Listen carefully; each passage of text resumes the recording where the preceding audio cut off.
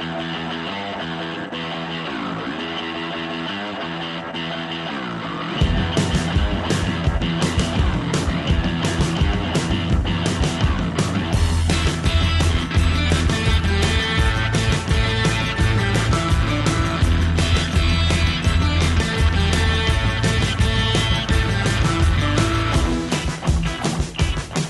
to Review of Raw.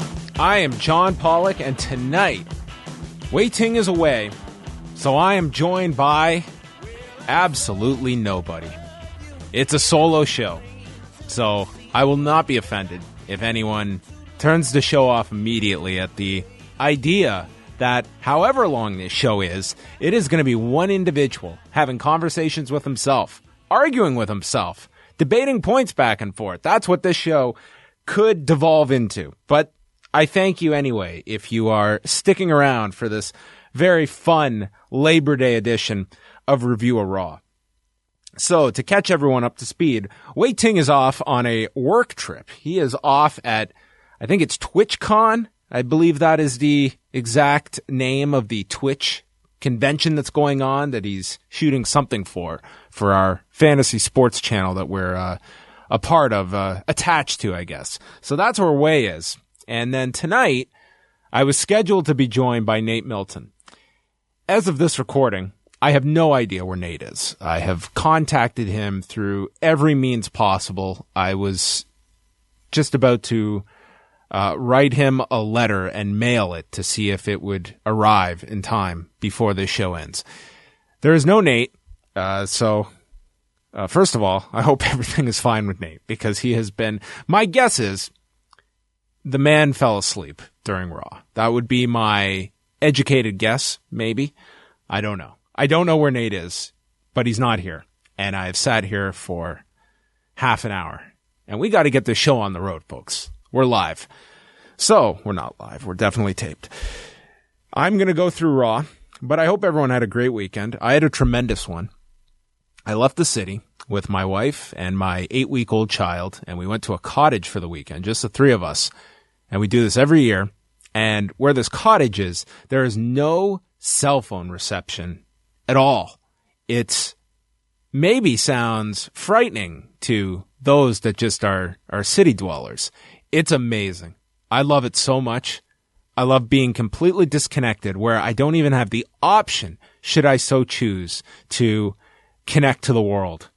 I felt an incredible detachment from everything the past weekend. So my head is clear, and now it's back into everything, and I'm behind on everything. My day tomorrow will consist of having to watch a UFC event I missed and all of the other television I've missed as well. And then there's 4 episodes of the Mae Young Classic that came out on Monday. There's a UFC pay-per-view this weekend. There's so much stuff. It's really insane when you think about the amount of programming we watch on a weekly basis between just professional wrestling. Forget mixed martial arts. That's just a whole other postal code of insanity. But we don't want to hear about my woes. We want to talk about whatever went down on Raw from Monday night. But before that, some news on Monday to discuss. They did make the official announcement, the WWE, that Corey Graves has been added to the SmackDown Live commentary team. He will be joining Byron Saxton and Tom Phillips and replacing the outgoing JBL, which you would assume is going to be taking form Tuesday night at the tapings. And then 205 Live is now going to become Vic Joseph calling the show alongside Nigel McGuinness, who has now been, well, he's going to be utilized on both NXT and on the main roster, calling both 205 Live, and he's also going to be calling Main Event. And so those are the changes that would be made. The conclusions being that they have an incredible amount of confidence in Corey Graves and zero in David Otunga, who is not coming back to assume a commentary spot that he had and then immediately lost when Booker T was filling in for 6 weeks, which was about a year ago. So Corey Graves now added to the SmackDown Live team. Now, you exclude NXT from this, just looking at the main roster. This has to be one of the youngest makeups of a commentary team the WWE has ever put on their television on Raw or SmackDown. When you look at the fact that you have 33-year-old Corey Graves alongside 28-year-old Tom Phillips. 28 that dude is. And the elder statesman of the group is Byron, who I believe is 36. So a very youthful demeanor on SmackDown Live, which, I mean, has always been the doctrine of the WWE. And that's probably a primary reason Jerry Lawler was not even in consideration for a regular spot on SmackDown Live after coming back and impressing people last week when he was on Raw. He was not back on Monday's Raw. Booker T returned. The other big news item that came out on Monday was the announcement by the WWE that for the first time ever, they are going to be live on Christmas night and New Year's Day with Raw. And man, to be a Raw performer, specifically one with a family and children, that has got to be a morale killer. And it's so much that I wonder if they will bow down and make alterations to the tapings. I cannot imagine having to be a wrestler that is on the road at the level of which they are. Christmas is the one time of the year these guys get a miniature break before you do the post-Christmas house show runs. And here you are. I don't know where Raw is going to be on Christmas Day, but you have to assume that Sunday, Christmas Eve, probably becomes a travel day for you as a result of this. And I just look back at the history of wrestling, and before everyone comes up, yes, wrestling on Christmas night used to be a massive tradition in many different markets, all over the U.S. I mean, from Texas with the big, the Von Erich Freebird angle in Georgia Championship Wrestling, all these territories. Christmas night was huge. These guys were also based in that territory, so it's a little bit different from flying across the country for some of these performers, to make Monday Night Raw. And we've seen with the history of Raw, the difference in your audience numbers from a live versus a taped show, very minimal, extremely minimal, to the point that being live on Christmas night, you're going to be battling every obstacle possible to have an audience there. I don't envision they'll have any trouble filling an arena on Christmas night. I'm sure to some there will be a novelty. It's a great Christmas gift. You take your family.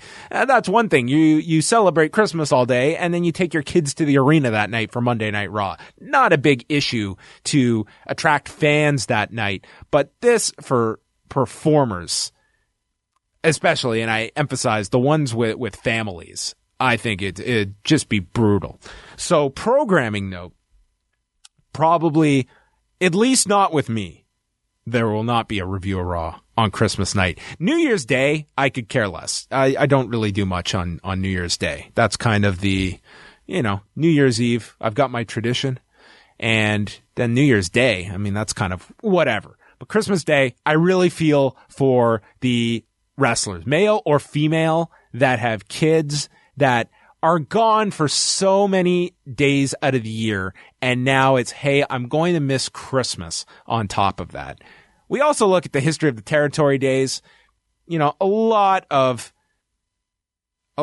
guys that went through many marriages, and some of which didn't have the greatest relationship with their kids after going through that insane schedule of the 80s. Not to necessarily draw parallels, but why do this? Like, seriously, what is the upside of promoting the fact that we are making our talent work on Christmas Day? Is that really a selling feature? They're putting this across as though this is, for the first time ever, we're going to be live on Christmas Day.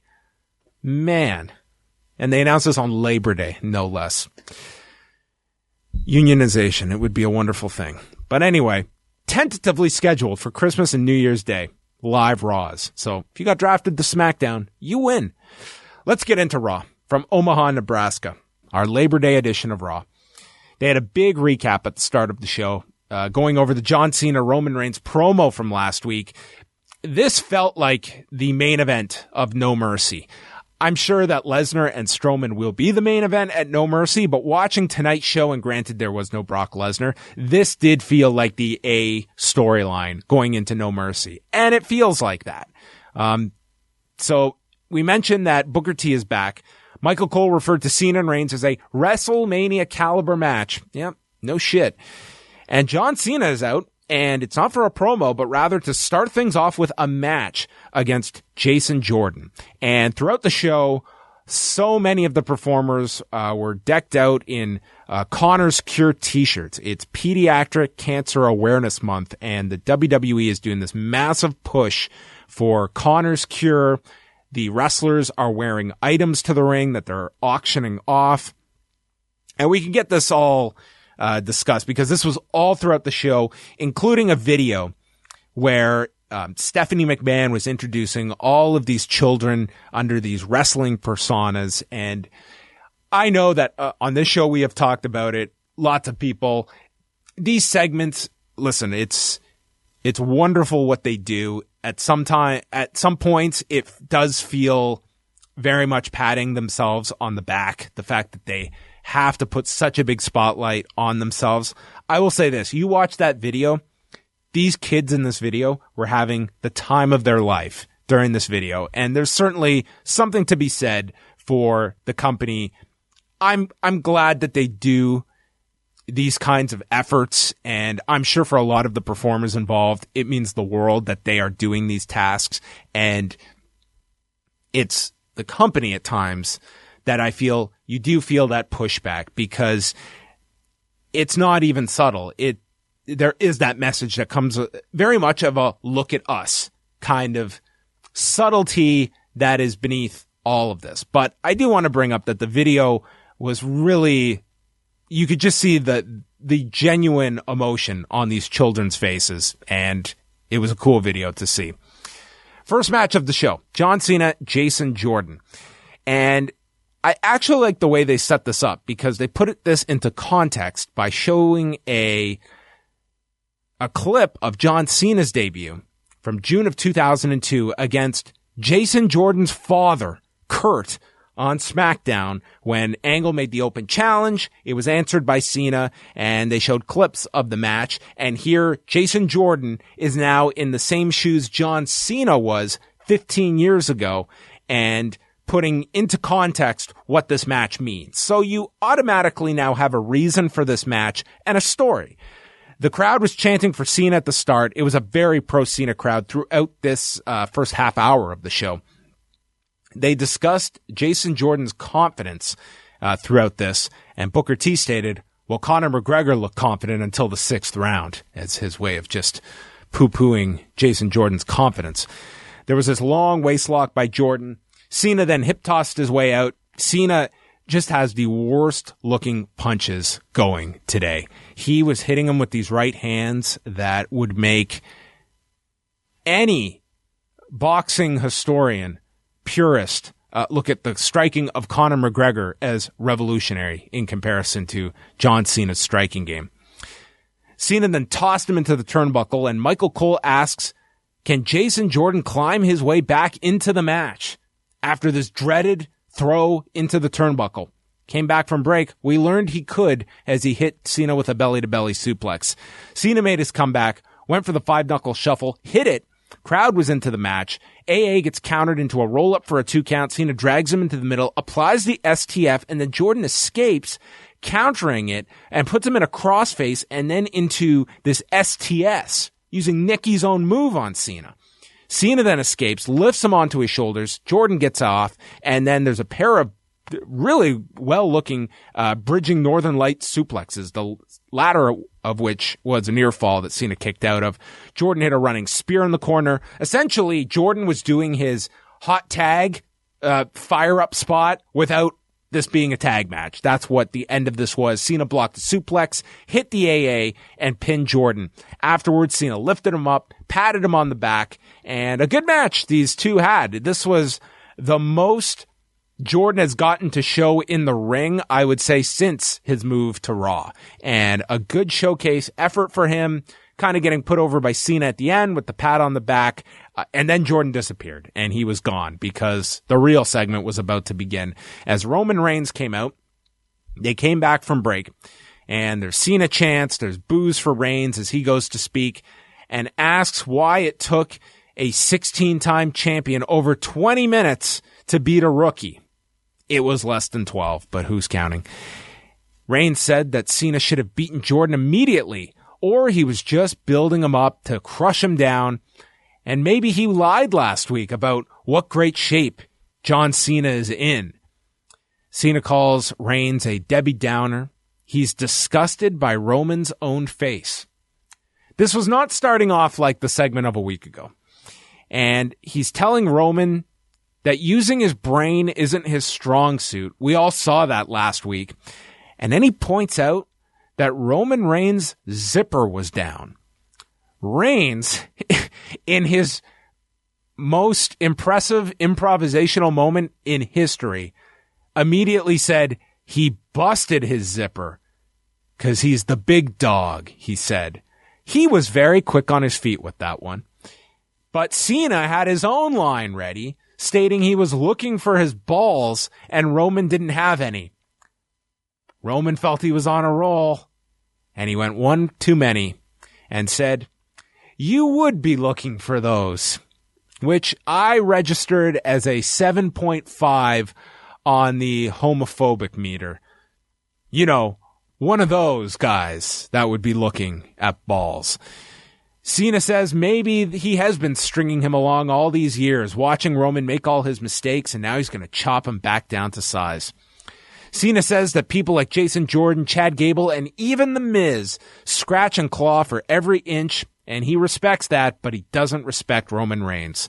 The fans don't agree that he's the big dog or this being his yard, and asks if he has to beat some common sense into Roman. So Roman says, great, do it, and challenges him right there on the spot, and Cena just stands there. Reigns says Cena's all talk, and that's why he doesn't respect him. So we got everything in this promo. We got awful comedy at the beginning. We got Roman Reigns improving. We got a homophobic line from Roman Reigns.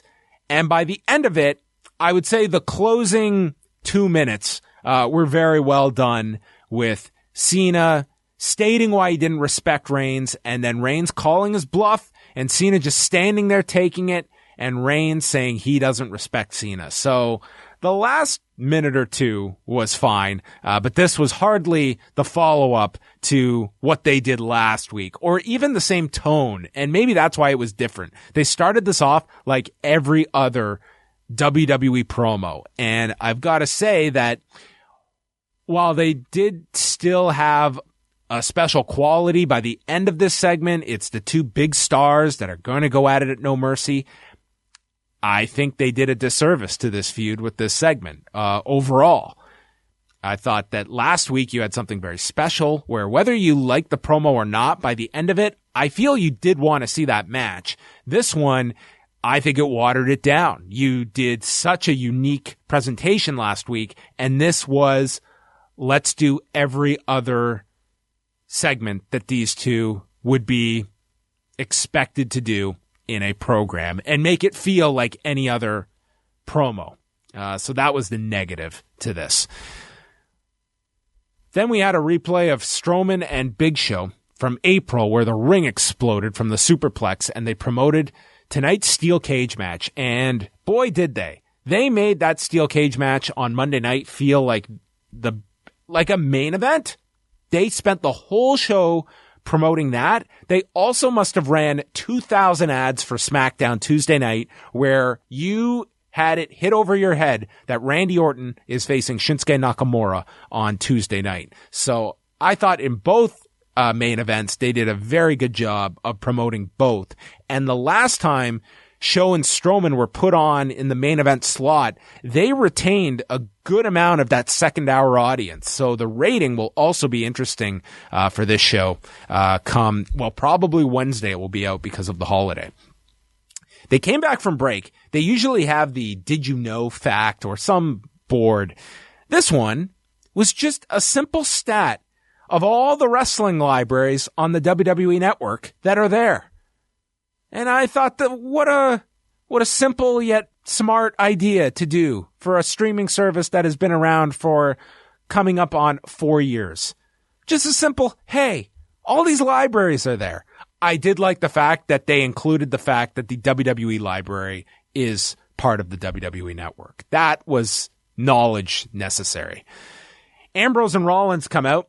Booker T invites both over as they're about to do commentary for the next match. He welcomes Seth Rollins by telling him he's looking good and he's looking jacked. Then Ambrose came and Booker simply said, "What's up, dog?" and didn't extend the same compliments to Ambrose. Cesaro and Sheamus versus Heath Slater and Rhino. What a move these two had going from SmackDown to Raw. They have announced that there is a tag title rematch set for No Mercy with Cesaro and Sheamus challenging Rollins and Ambrose. Booker T starts prodding Ambrose and Rollins if there are still issues. Rollins says, well, you'd have to ask Ambrose. Ambrose says he's over it and their issues are behind them.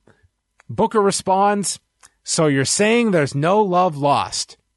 No, Booker. They said the exact opposite. Rhino hit a TKO to Sheamus. Cesaro saved and then clotheslined Cesaro to the floor, and Sheamus landed a brogue kick and got the win in 2 minutes and 16 seconds for the team. Booker T then provides an update and a message for those in Houston, talking about his own family being in Houston, and they promote where you can donate for the relief fund. Renee is backstage with the Hardys. Jeff says that tonight is about rebirth. They wrestle each match like it's their first and could be their last. Jeff says that they live for the moment and says his daughter may see him become Intercontinental Champion tonight. Tonight is about the vitality that shines in his spirit and will go out in a blaze of glory or become the new champion. Remember that. A blaze of glory he will go out in. Matt says that the Miztourage will go down in a twist of fate if they get involved. And that was our IC title match set up from last week's Battle Royal with The Miz and Jeff Hardy.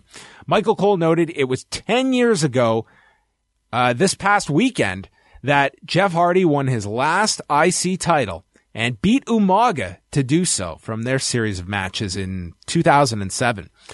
Jeff clotheslined him to the floor, teased a dive. Miz got away, and they went through a commercial. Jeff hit a whisper in the wind for a 2 count. This is when Bo Dallas and Curtis Axel get involved. Matt stops them.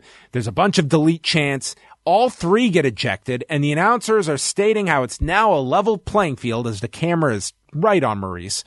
They traded near falls. Miz hit the it kicks. Then Hardy sent Miz to the floor. And then he runs across the edge of the apron and gets tripped up by Miz and spills to the floor. Miz gets him back inside the ring, applies the figure 4, which Cole reminds us Ric Flair taught him. Jeff gets out of the figure 4 with a rope break. They go to the floor. He hits a poetry in motion off of the steps. Then Jeff goes for a swanton, and Maurice grabbed him by the hand as he moved out of the way. I don't know if Maurice was supposed to pull the Miz, because all she did was touch his hand, and it gave Miz the knowledge to get out of the way of the swanton. It was the power of the touch. So Jeff misses with the swanton. A twist of fate gets countered, and Miz just hits the skull-crushing finale and pins Jeff clean with the blaze of glory that Jeff goes out in. A simple skull-crushing finale, clean finish. And Michael Cole is pushing the fact that The Miz will surpass the Honky Tonk Man's total number of days as Intercontinental Champion in 9 days. The difference being The Miz is on his 7th run as IC Champion. Old Wayne Ferris did it in 1. Then they recapped Alexa Bliss regaining the women's title, and that Sasha Banks' curse continues. She's got a curse now. She is the Boston Red Sox. That's what she's being booked as. The Boston native is booked as the Boston Red Sox, who beat their curse. So now she's the only reason to be down on Boston sports. They recap the match. They announce that Bliss and Sasha are going to have a rematch at No Mercy, which prompts Nia Jax to walk into Kurt Angle's office, and she's upset. She's like, why the hell am I not getting the title match? I held the title up in the air last week. She called Sasha Beyonce wannabe. Kurt explains it's her contractual rematch as to why Sasha's getting the rematch. Jax says she could feel the division trembling as she held the title. Emma walks in and says no one was talking about Nia Jax last week, according to her Twitter feed, and she has a new hashtag. Give Emma a chance at the women's title, which is a very long hashtag. Jax says she has her own hashtag. Put Emma in the hospital. This hashtag shit has got to end, because my head feels like it's been absorbing hash from having to recap this. Angle then makes a tag match and says if Nia Jax and Emma, who are going to team up, can beat the team of Alexa Bliss and Sasha Banks, then he will make it a fatal four-way at No Mercy. Then Michael Cole states that tonight's main event will feature a 4,000-pound ring reinforced. They return, and the announcers are on camera. You can clearly see the cruiserweights, including Drew Gulak, in the ring waiting for their match when the announcers throw to a video package for the Big Show and Braun Strowman. You couldn't make these guys look like three bigger dorks just standing and waiting. Whenever the show's got some time, we're ready to wrestle. You tell us. Enzo comes out with Cedric Alexander and Grand Metalik to cut a lengthy promo. He says, if you ain't cheating, you ain't trying. Quoted from Eddie Guerrero and Tito Ortiz. He says that controversy follows him like a shadow. Controversy creates cash. And then he does the Michael Jordan silhouette, which was met with crickets. He calls Cedric the entertainer Alexander the Great. And Grand Metalik is now Pepper Jack. He ran down his opponents, including calling Drew Gulak Captain Underpants, and they're going to chew them up like Omaha steaks. Crowd does get into Enzo, but these promos, they could be edited slightly. Enzo, Cedric, and Grand Metalik took on Drew Gulak, Noam Dar, and Tony Nese. They got the advantage on Enzo in the heels corner. Hot tag is made to Alexander, who landed the spinning back elbow to Gulak, and then followed with a handspring enziguri. Tony Nese made the save. Springboard drop kick is delivered by Metalik, and then springboard dives in tandem by Alexander and Metalik, while Enzo blind tags himself in before the dives, hits Drew Gulak with a thumb to the eye and the Jordenzo, which is the eat defeat, which was good enough to air as a replay this week in 503 with Enzo pinning Gulak. So the idea is Enzo cannot keep up with the athleticism of the 205 Live performers, so he's got to cheat in order to create a level playing field. So that's how he's advancing now, such as this thumb to the eye. Sasha was in the locker room. Alexa walks in. Alexa says that Jax and Emma are just jealous because unlike the two of them, they have never been Raw Women's Champion. Sasha laughs and says if they win, then Alexa's odds are down to 25% to retain the title, which thankfully Bliss replied with the only reasonable retort, telling Sasha, yeah, dummy, that would mean the same for you, because you'd be in the match too. Which Sasha should have retorted, wait a minute, this whole 25% thing is bullshit because we're going to have a wrestling match and not drawing names from a fucking hat. I hate this stupid WWE 25% odds whenever they have a bloody four-way. Does anyone think for a second when these words are coming out of their mouth how stupid they sound? By that same token, next year in the Royal Rumble, John Cena and Roman Reigns will each have a 3% chance of winning the Royal Rumble. That's the logic. In a squash match, the job guy has a 50% chance of winning. It's so stupid, the math. I hate this. I hate it. But I also hated what was to follow. Finn Balor's out. He says, this is Balor Club, Omaha. He acknowledged the Too Sweet chants, said the NXT and Universal titles look good around his waist, and the IC title would have looked good around his waist if it wasn't for Bray Wyatt. Even though he beat Bray at SummerSlam, he said, quote, you never truly beat Bray. Well, what the hell does that mean? He says the next time that Bray appears, he'll be ready. He doesn't run from his demons because sometimes he becomes them. Bray appears on screen and talks. Shocker. He just rambles. He's talking about using weapons once upon a time. But then he stopped using these weapons. He just started to use his hands to become the judge, jury, and executioner. And he showed them no mercy. So I took this to mean that this guy has a murder rap on his name. Balor was not victorious over him, Bray says. The demon was. It's his bow and arrow, he tells Finn, and he asks Finn to face him man to man. Define your legacy. Finn says he's already made his decision. He knows who he is, and he tells Finn to run like a rabbit. So we're now going to have a match where Finn Balor has to win the match as Finn Balor and not with paint.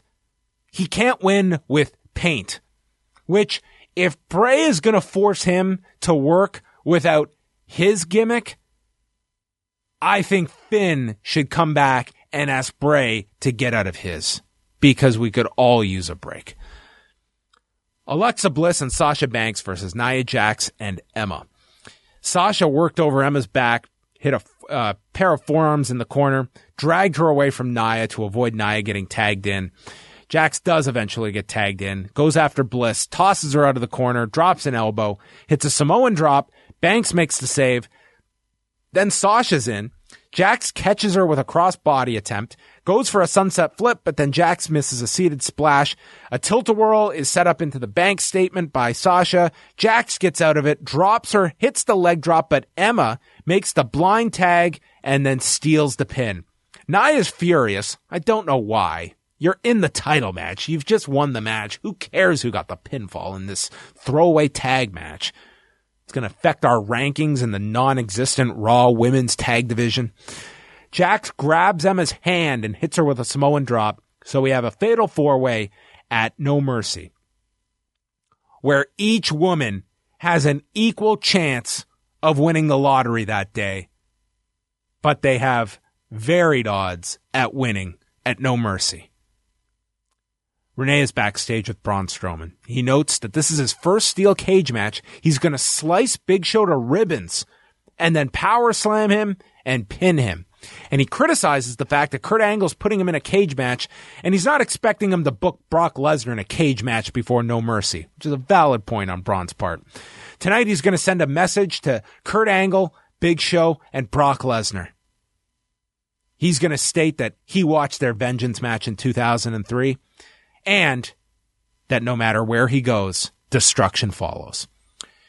Ambrose and Rollins wander past Elias. This was Elias's whole involvement on Raw, was sitting in the back playing his guitar. And that led to Seth Rollins and Ambrose taking on Carl Anderson and Luke Gallows. This match was presented by a chicken sandwich. And we had Cesaro and Sheamus in the ring before the match, confronting Anderson and Gallows, and they just hung around ringside for the match. Ambrose and Rollins had a pair of pescados at the same time. They went through a commercial. Ambrose took a spine buster during the break, so they had the advantage on him. Gallows caught Ambrose coming off the top, went for a tree slam, but that was stopped with a drop kick from Ambrose. Rollins gets tagged in, fired up on Anderson with a blockbuster, hit a sling blade, and then a Frankensteiner to Anderson off of the turnbuckle. Ambrose dove to the floor with a suicide dive to Gallows. Sheamus then distracted the referee while Cesaro tried to get involved, but Rollins threw Anderson into Cesaro and then rolled him up with the schoolboy for the victory. After the match, Gallows and Anderson then attacked Cesaro and Sheamus from behind as the crowd is chanting "Too Sweet." Then they returned. Cesaro and Sheamus just attacked and fought off Anderson and Gallows, including a brogue kick being delivered to Anderson, and then Gallows got sent to the floor with a clothesline. So there was the tease of a three-way tag program, but the way in which Rollins and Ambrose beat Anderson and Gallows, and then Cesaro and Sheamus just made them look like idiots after the match.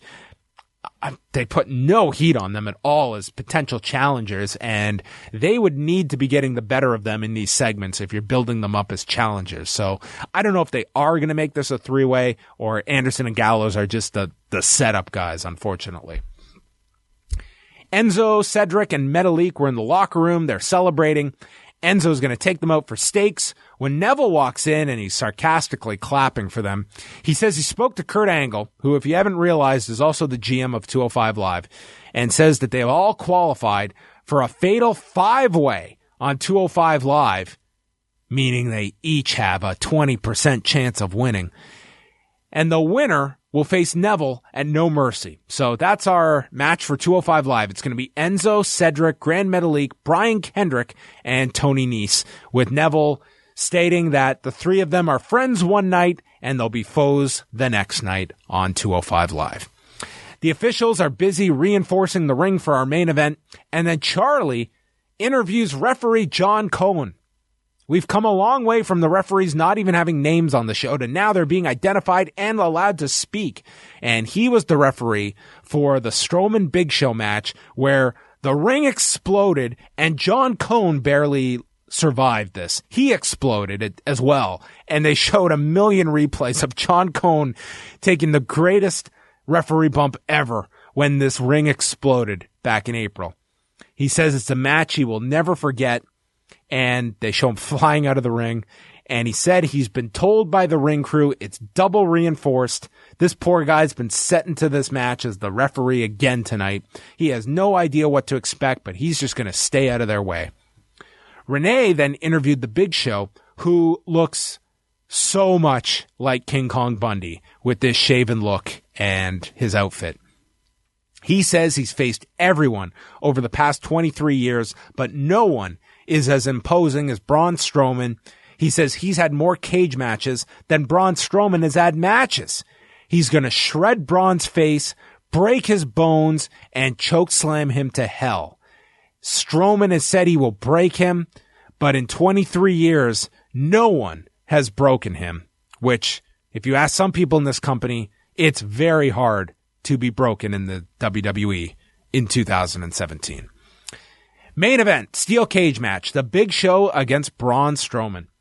Strowman attacks him at the beginning, runs into a right hand, and Strowman goes down. But Big Show can't capitalize because he's too injured from Strowman's initial onslaught. Big Show's in control, throws Strowman into the side of the cage, then Show climbs onto the turnbuckle. He drops Strowman on the mat, and then Big Show hits an elbow off the top, and I just sat back and had visions of Sid Vicious as I watched the Big Show hurl off the top and hit this elbow drop. Crowd was really into it. Strowman kicked out. Show then crawls to the door and Braun closes the door on Big Show. Then Big Show shuts the door on Strowman's head. There's a shoulder tackle. Both men go down. Big Show calls for the choke slam.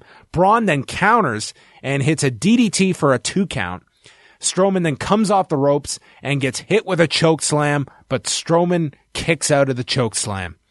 Big Show then avoids the power slam, sends Strowman into the cage, and then Big Show gets pulled down as he's trying to climb, drives Show against the fence. They get onto the turnbuckle. They tease the superplex. Big Show headbutts him. Strowman returns, and Strowman hits the superplex, and the ring's fine, and no one reacted. Braun just roared, hit his power slam, and he won. I think they anticipated getting more juice out of the superplex tease, but this was a very well-worked steel cage match. Big Show worked his ass off in this match. And then in the post-match, Braun says to look at what he did to the Big Show, and he asks, what do you think he's going to do to Brock Lesnar at No Mercy? This is your future, and his future is becoming the new Universal Champion. And then he tells the Big Show, it's time to go to pasture, old man. He lifts up Big Show on his shoulders, runs him into the side of the fence, and the cage breaks, and Show crashes down to the floor onto the broken fence. And the show ends with Braun looking like a monster going into No Mercy. The right finish. A good main event. I thought these two worked really hard, in particular the Big Show. And I like the fact that the penultimate segment on Raw was dedicated to the build-up to the match. They spent the time interviewing John Cone, showing the ring crew, reinforcing the ring. They interviewed Big Show. They interviewed Braun earlier in the night. They made this main event feel like it was worth your time to stick around and watch this show to the end. And I really like that. So I think that that's a good formula to have. Make your main event feel important, and they really did. Now, the ending of this. The Big Show is laid out. And if this were me, we all know the Big Show, his contract is expected to be up sometime around WrestleMania next year. This would be the last time I would show the Big Show on TV for a number of reasons. I'm not saying you don't use him for the duration of his contract. He becomes what he was never truly utilized at the beginning, and that is a live event attraction. He can do house shows. He can do all of the media tours. He can do the charity events. Have him wrestle. Make people pay to go see his final run at the live events. There's no role for him on TV. He was taken out by the next giant, the heir apparent to his giant title in the company. It was also very poetic the way in which Braun dumped him through the cage and he landed on the floor. It's full circle from how the Big Show debuted, where it was Big Show coming up from under the ring and throwing Steve Austin through the cage on that St. Valentine's Day Massacre show where he made his first WWF appearance. Now it's full circle. He's the one getting thrown through the cage and left laying. And you even had the bookend of Michael Cole calling his debut and calling his end. This would be the last time I'd show the Big Show until you announce him for the Hall of Fame next year. And that would be the send-off. He can be an ambassador for years to come. I think he is someone that has lots that he can contribute behind the scenes as a mentor. He could be utilized in many different ways. But as a television character, this would be my writing off of the Big Show after 18 years on WWE television. And he'll be gone long enough that when you announce him for the Hall of Fame, it's going to get that big reaction because he's been gone for so long. And we don't see him on TV again until his Hall of Fame speech. That's what I would do. And if he's going to wrestle throughout till whenever he's going to call it a day, make him house show exclusive. Make him a reason to go to the house shows. So I kind of like this ending, especially if they take my idea and that's the end of the Big Show, because they really did make it feel as though this could be at least temporarily writing off the Big Show, sending him out to pasture, as Braun Strowman said, and doing it in such a definitive fashion, really putting a lot of momentum behind Braun Strowman going into the Brock Lesnar match. So that was Raw. Not the best show in the world, but I did enjoy the main event quite a lot. I thought it was well done. John Cena and Jason Jordan was fun. I liked it. I thought Jason Jordan looked good in that particular match. Cena and Reigns, they did not have the kind of talk coming out of this week as they did last. And that was your show. Miz and Hardy, I had higher expectations. I thought Jeff Hardy was going to have a big blowaway singles match, and it really wasn't. I think some were maybe surprised that The Miz won so cleanly in the way he did. There was no controversy involved, and it's a question of where the Hardys are going to go. It almost feels as though they may just get paired with Dallas and Curtis Axel at the pay-per-view, or something involving The Miz and the Hardys find a partner or something like that. So that was the show, and now we will go to your feedback before we wrap it up, and I hope you are enjoying our solo version here. So, Alexander from Portland, he says, do you think that the WWE today could successfully pull off a Sting character? Similarly, how do you think that Enzo would have done in WCW in 2000? I don't know how anyone would have done in WCW in 2000 from any era. much less Enzo. In terms of Sting, if you're talking about like a lifelong, primarily babyface character, it can be done with the right person if you have that kind of a connection that people are into. I don't know exactly. It's kind of vague, a Sting character, but certainly.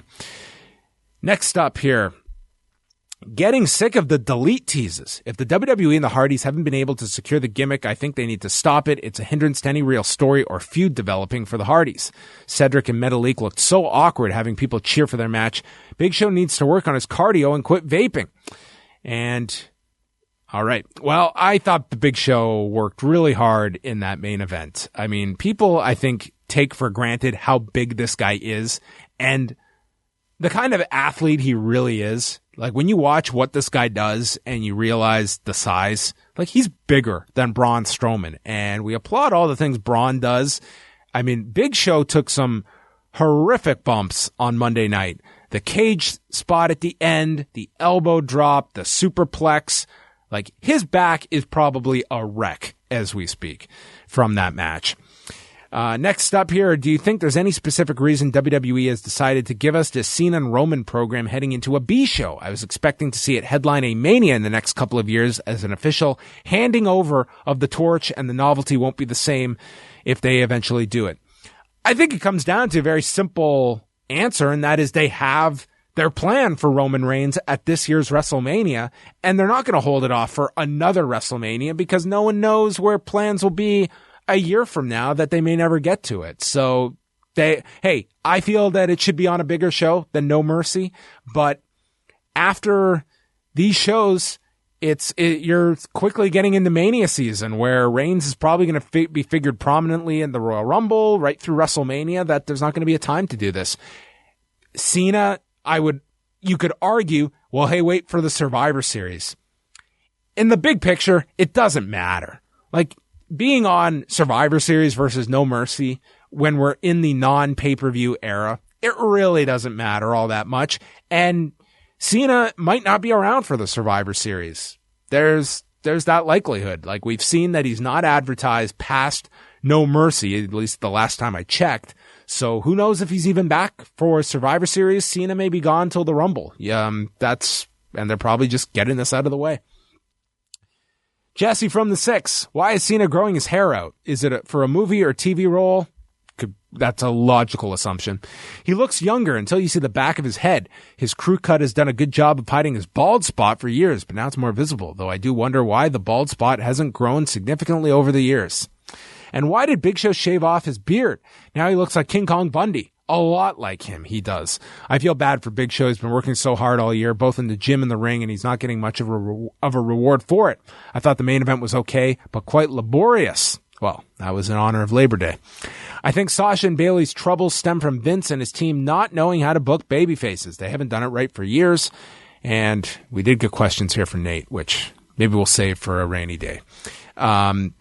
Hey, they do not have a tremendous track record over the last few years when it comes to booking baby faces from the ground up. There are talents that they have signed that have come in with enormous buzz, but in terms of strict baby faces from kind of, especially from NXT to the main roster, they've struggled. And they've struggled with others too on the main roster. I'm not going to debate that one when it comes to baby faces and building them up. Doug from Chicago, I enjoyed the segment with referee John Cone. He refereed the first Big Show Braun match and also the Undertaker Roman Reigns at WrestleMania. I felt like this was a nice touch and wondered why they don't do more backstage focus pieces like this. I also like Bray challenging Finn and not the Demon. Good way to keep the Demon fresh and continue the feud. I'm not big on the feud, but it's something. What do you two think of this twist? Well, I, as a solo person here, didn't really care for it all that much. Listen, I understand that the Demon is this character, but now we basically have, well, folks, Nate is okay. He drifted into sleep. So he's okay. That's our update. I'm glad Nate is okay. We will, we'll reconvene with him. Anyway, getting back to this. Yeah, now it's like Bray has to fight the lesser of two evils. With Finn Balor. I don't know. It doesn't do a whole lot for me. Jermaine from Chicago. First off, I want to say thanks for putting Nate on the show. He's an excellent podcaster on Keep It 2000. He is. Him and Brian do a great job, as he does with Marcus Vanderberg on the Kings of Sport. So thank you for throwing this in. These are a lot of compliments here for Nate as well. But he also says, when will you say this 5-year Roman experiment is a failure? If you saw where he is today 5 years ago, you would say this is bad. The problem with Roman is he is not growing. Hasn't gotten any better with promos, and with all the New Japan you watch, how can you call him anything but a basic, repetitive wrestler? I feel that he isn't booked to his talent level, and if you use this push on anyone else, they would be better. Roman is average at best. This is from Jermaine. I disagree in terms of a main event level performer. Roman consistently delivers when it comes to big matches. He is a very good performer, especially with WWE style main events. And he's had it with a variety of opponents. His promos, have a ways to go. He's not a main event promo yet. He's not the solidified number one guy yet. That's all fair. Your criticism at Roman. I think it's been a very difficult square peg, round hole kind of problem they've had with him that, listen, everyone's talked about it. I think Roman in this program, we will see how he comes out of it. I think he gets a solid win over John Cena and continues this kind of subtle heel role and maybe goes further with it after the Cena program. I think it'll be beneficial to him. I think it's helped since the Undertaker program that he has played that and not pandered to the audience and not adjusted that. Is Roman Reigns the top worker in the world? Far from it. But to say he's a failure, to say he's a bad wrestler, I don't buy that at all. There's a lot of talented guys in that company that rave about working with Roman Reigns, that love working with him. And he has had a lot of tremendous main events that he, to me, is in terms of a main event performer, he absolutely belongs in that mix, in my opinion. We go to Marco from Las Vegas. Who do you think is more likely to change their look? It seems we have Seth Rollins, Elias Sampson, and Tony Nese with the same facial image. I have no idea. That's our last question. I'm sorry, folks. I don't really have much of an opinion on facial hair. Maybe we'll get Tony Nese shaving his head at some point. We can build up to that over the next couple of months on 205 Live. All right, that is the show. I want to thank you, folks. It was me alone, so I hope you didn't get sick of my voice. I feel my voice is getting very raspy as we get to the end of this. So thank you for tuning in. We will be back with 2 people on Wednesday for Review of SmackDown. I'm scheduled to be joined by Bartender Dave, so unless he gets lost finding his way to the Review of SmackDown podcast airwaves, we will have 2 voices coming at you on Wednesday, so you can tune in for that. Lots of shows coming up this week. We will have What's Next and the MMA Report coming out on Thursday. And Friday, special review away. It will be myself and Dan the Mouth Lavransky, and we are reviewing the new Bruiser Brody documentary, Wrestling's Last Rebel. It's a documentary that High Spots put out, and you can actually go buy it or rent it at highspotswrestlingnetwork.com. Wrestling's Last Rebel. So we'll be reviewing that documentary and chatting at length about the career of one Frank Goodish with Dan the Mouth Lavransky. No better person than Mouth to chat that documentary with. So that is coming up on Friday. And for Law listeners, with the return of the NFL season, the Law reverts back to midnight Eastern time beginning this Sunday. Dave Meltzer will be returning this Sunday as well, so you can tune in with Jason Agnew and Dan Lavransky this Sunday night. That's going to wrap it up for me. Thank you for listening. Hey, if this makes its way up onto YouTube, which I believe it is, also leave us your best and worst of Raw, and you can be entered into a draw to win a t-shirt from Pro Wrestling Tees or Barbershop Window. Just leave your best or worst up at youtube.com/live audio wrestling on the Review of Raw video. That's it for me. I'm going to give my voice a break, and we will chat with you later this week.